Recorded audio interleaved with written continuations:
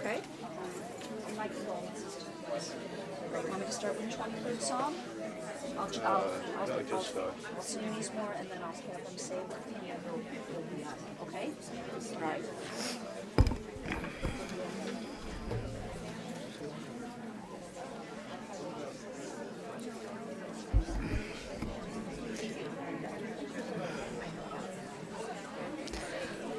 Friends,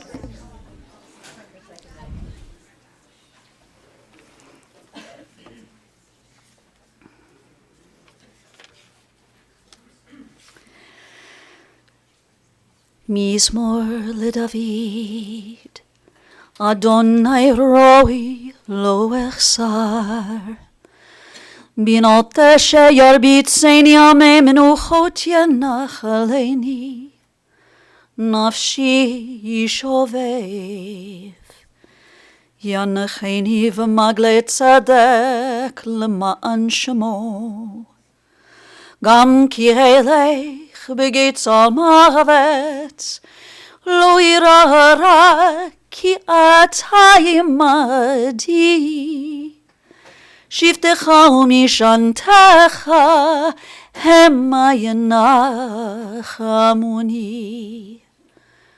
Ta'aroch lefanai shulchan neged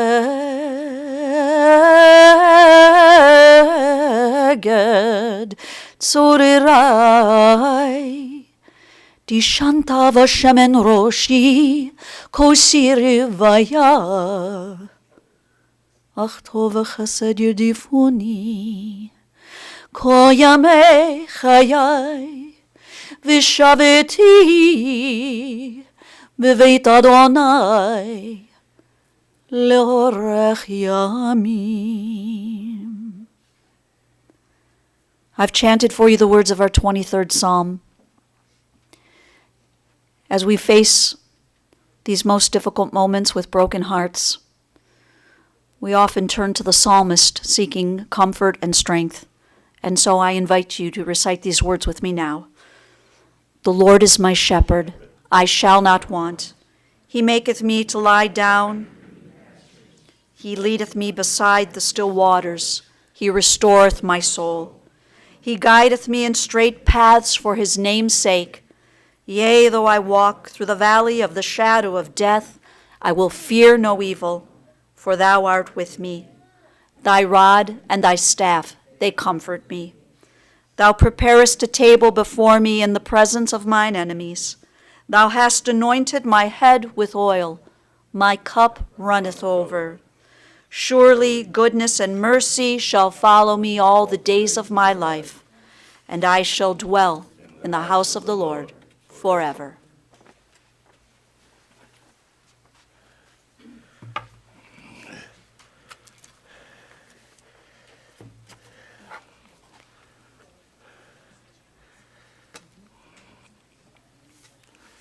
Members of the family,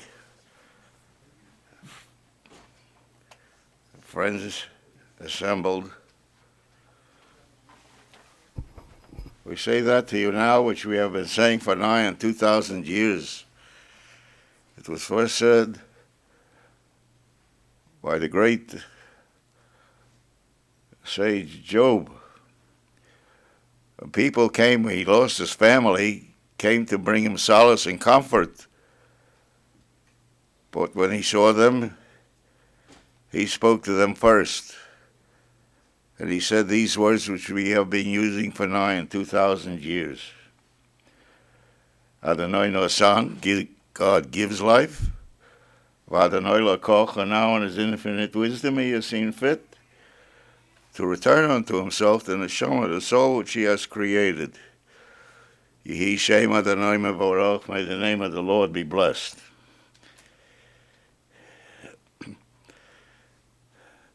It may appear to be a bit incongruous to recite a blessing at a funeral service, but Milta was a blessing to all who surrounded her in life. To the members of the family, our family, Jerry, Jennifer, Joel, Emina,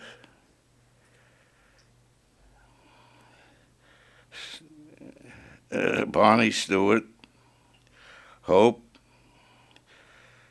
Pam, Jeff, the grandchildren, Sarah Beth, James, Daphne. We say to you, Adonai, no son, God gives life, Adonai lakoch. And now he has seen fit to return unto himself the neshama, which he has created. Yehi Shem Adonai Baruch, may the name of the Lord be blessed.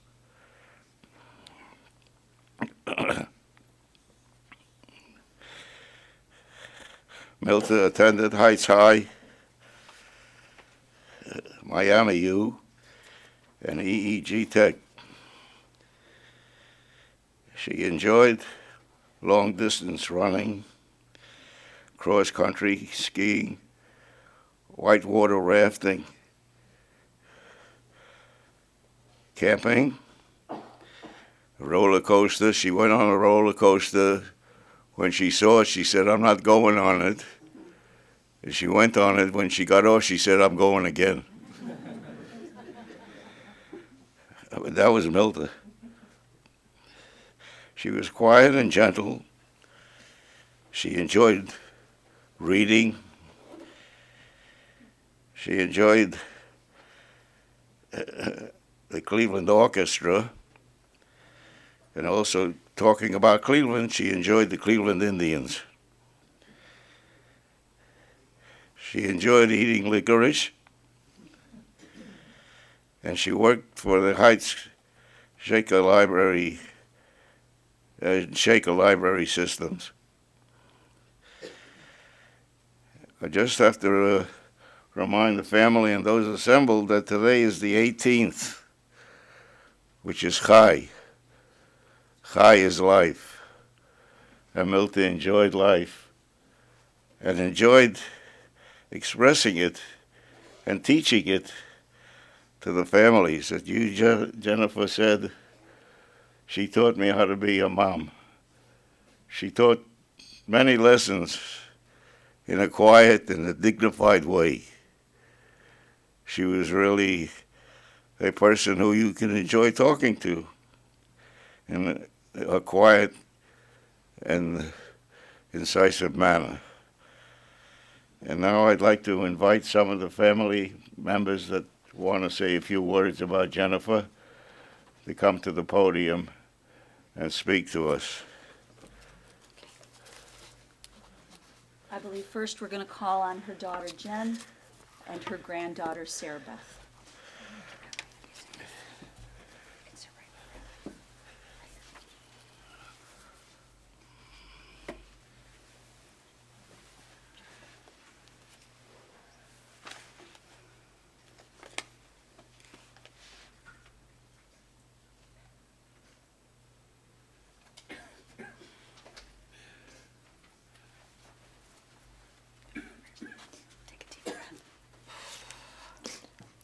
Do you want to read first?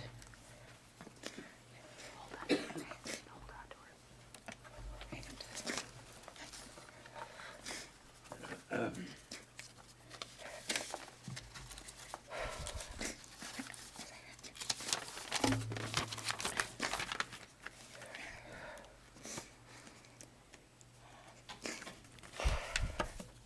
My mom knew that I always wanted children, and she saw the struggle that I went through. She saw the anguish and sadness in my eyes, and through our numerous conversations, I remember the call as if it was yesterday. My mom and I spoke at least once a day, if not more. But on this particular day, we talked at least 3 times. I've always worked with children. I was a camp counselor, lifeguard, water safety instructor. I babysat. I loved hanging out with my friends' children. And at that point, I was an elementary school teacher. My mom had gone to see her doctor that day.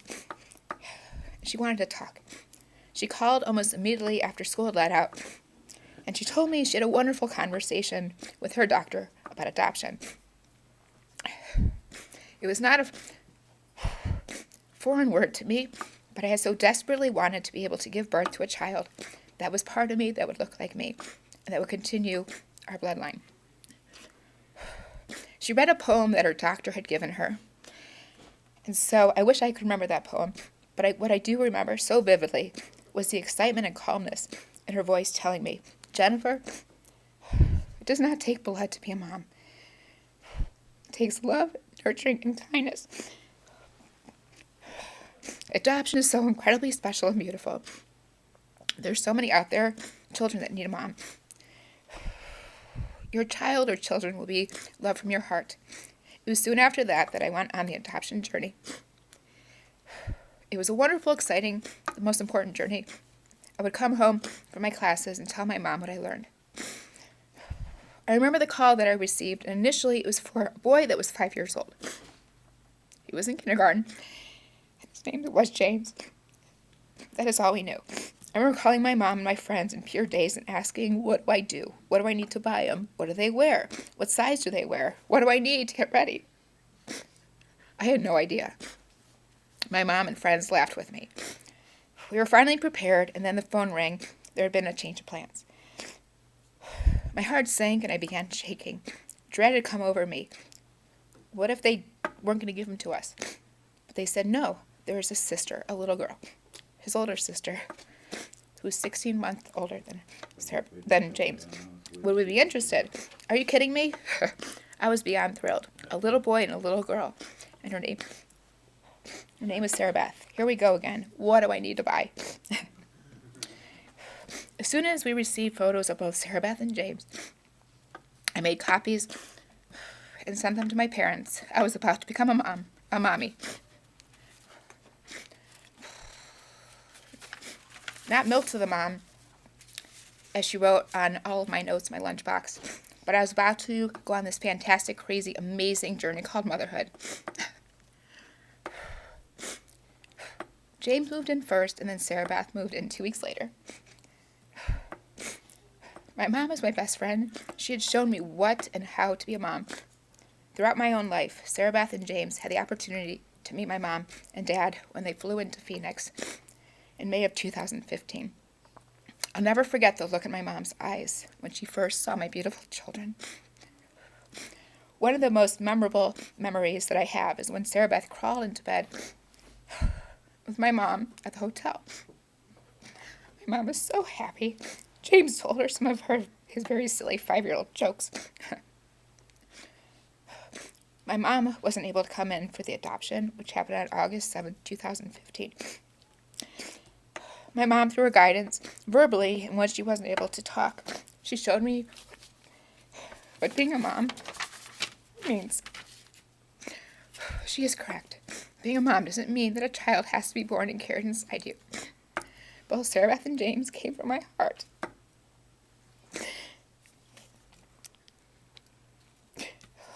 I look back and think about how my mom was such a huge influence on my adoption journey. And Sarah Beth and James are my miracle children from my heart. Sarah Beth has something she wants to read. She wrote this to my mom and put it in her casket yesterday. Dear Grandma, I know you cannot see me right now, but I know for a fact that you will watch over me for the rest of my life. And you know me, I love shopping. I love you more than anything else, seriously. I've always known you, and every day now, I will always miss you, but I know that you loved and still love me forever. Love you, love Sarah Beth.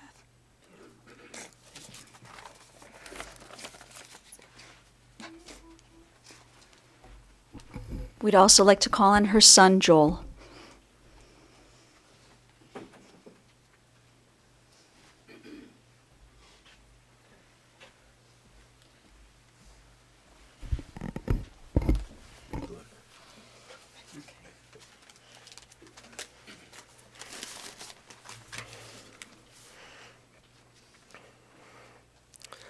Mom loved to have fun, and I'm pretty sure anyone who spent any time with her had fun. Of the many lessons I learned from my mom, there's a few that always resonate deeply. Be adventurous. An errand with my mom could turn into an exploration of a new neighborhood or shop, turning a trip into to go to a bookstore for a certain book into an adventure. Did you know that there's a shop across town dedicated to the sale of English handbells? We didn't either, but Mom turned that corner and saw that shop, and we became friends with that owner pretty fast. Mom and Dad took us to all sorts of great places and gave us many awesome experiences. Camping in Pennsylvania, driving the US 1 on the coast of California, and visiting ruins in Mexico, just to name a few. I'm glad her adventurous nature stays with me today. We hike and explore the wilderness often in the Northwest. Be kind. Mom's kindness and thoughtfulness were breathtaking. Milestones of just about everyone were remembered and celebrated by her. No event was too far to attend. Cards were sent or calls were made for birthdays. Often, a children's book was sent out by her for children's birthdays. Mom searched the Boston Hills Art Show or the Ann Arbor Art Show for artwork to share with Jen and I. There's many times we have duplicate pieces in everyone's home from Mom, sitting on our shelves and used every day. And we hold those things pretty dear to our hearts. Mom would encourage us to come with her to volunteer at soup kitchens and to march for social justice. She was always thinking of others and kind. Have some fun. Mom made just about everything a little more fun. When Mom got a kick out of something, her smile would be infectious and it could sometimes make her laugh for years. In 3rd grade, my friend Ryan and I bought the largest pumpkin we could find at the Fernway Elementary pumpkin sale. A pumpkin so big that our 2 little boy selves couldn't carry it home. We rolled that big orange ball of a pumpkin all the way from the school. When we took the turn down our street, Glencairn, Mom saw us rolling it and chasing it and heaving and hoeing to get ourselves down that street. And she laughed so hard that the moment became legendary. I know that I would hear about it every year, and especially in the next couple weeks if she were here to tell that story. And she'd probably laugh just as hard as she did that day. Adventurous, kind, and fun. That's how I will remember Mom, and I hope we all keep these things alive in our everyday lives. Thank you.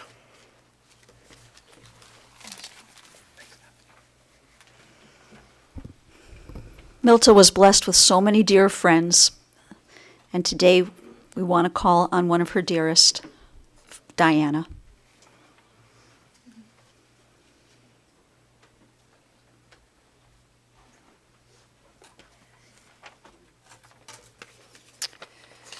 Milta was my best friend and the sister that I never had. And she wrote a card to me on my 50th birthday that I have hanging in my bedroom that's faded. And I read it the other day and I thought, oh, I have to read this because this said everything. On this day, I would like to review some most wonderful times I have shared with you. We have listened to Indian lore on starlit nights and rallied in D.C. for Russian Jews and women's rights. We attended a menopause seminar, and ran many races both near and far. We went camping and hiking, and somehow we did roam within the limits of the boys we left at home. We've shared the plots of our very favorite books and snuck into unfinished homes just like a pair of crooks. We've traveled many a mile and worn out many a shoe, even rafted with a creep named Ron on the river called the New. You've added so much to my life, helped me be all that I can be.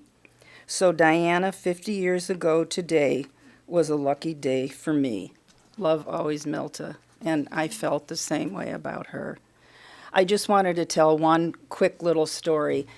because I still run. Milta and I used to run almost every single Sunday together, and we ran in lots and lots of races.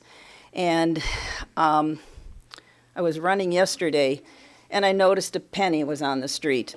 And I used to get so excited. I still do when I see a lucky penny. And so Milta would get so excited because I was so excited about it. And one day, on a Sunday morning, I went down to Glencairn, and we were running around the neighborhood. And she comes out of the house, and she's got a roll of 50 pennies. And I said, Milta, what are you doing with this? The entire time we ran, she was opening that little thing and throwing pennies out for people. And she said, I get so excited when I see how happy you are. I want to make other people happy, too. And I think of her every time I see lucky pennies, and I leave them and think, well, maybe somebody else will be able to have this penny. And she was very, very special to me and is always with me on my shoulder when I'm running still. She's pushing me along. So, thank you.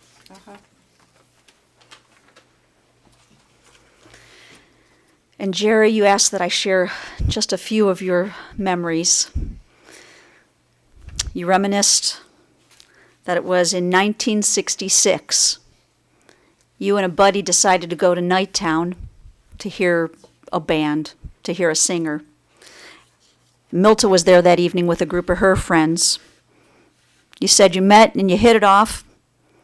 You began dating, and 2 years after that meeting, you were married on March 23rd, 1968.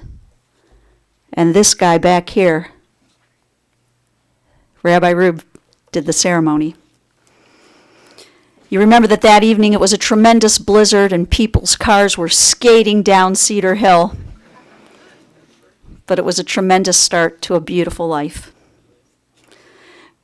Rabbi Rube has taught me that in the Jewish wedding ceremony, there's this moment called the Sheva Brachot. And when they finally mention the bride and groom, they refer to them as Re'im Ahuvim, which I believe literally translated is loving partners. And Rabbi Rube and I, as well as everyone in this room, would agree that this is what you and Milta were for each other, but this is an example that you set for all of us, the two of you as loving partners. In the beginning, when you didn't have 2 nickels to rub together, you made sure to put aside what you could so that you could enjoy your one little luxury. Of course, that was the Cleveland Orchestra. Camping, hiking, biking, cross-country skiing. I discovered today from my friend, the good rabbi, that her Hebrew name, Masha, but her full Hebrew name, Masha Bat Chaim. Her father's name was Chaim. And Chaim, we know, means alive or life. So Masha Bat Chaim, but also Milta, daughter of life. Your beloved and you together embraced and lived life. You like to explore Washington, D.C., going to the Smithsonian's, going to the theater, supporting the arts, traveling to Canada to visit the Shaw Festival in Stratford, traveling to England and the Outer Banks, Nag's Head. And for your 30th wedding anniversary, together you traveled to Israel. You had fun. It is a void that cannot be filled. But I know the memories for you, for your children, your grandchildren, and everyone here who knew her, those memories can never be destroyed or diminished. And so today we join with the sages of our people as we declare Zichrona Livracha. We pray that the memory of Milta Mandel will always be a blessing. Amen. Friends, as you're able, Rabbi Rube and I invite you to rise now for the El Malei Rachamim, the memorial prayer.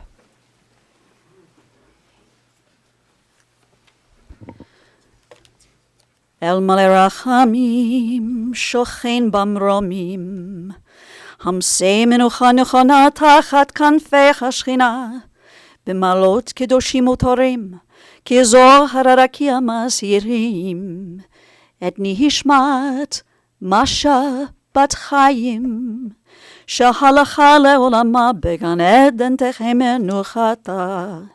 הנעל בהרחמים אסתירך, בסתר כנפך לעולמים, ותצרור בצרור חיים את נשמתה. אדוני הוא נחלתה, ותנוח בשלום. על משכבה ונאמר אמן. Grant solace and comfort unto those who mourn.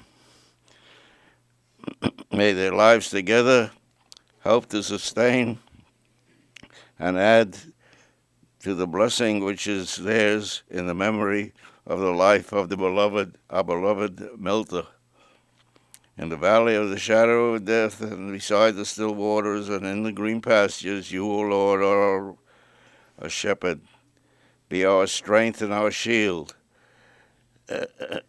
our stay and our comfort throughout all of our days. Let us answer, Amen. Amen. Family will be sitting Shiva at the residence, which is at the residence is at the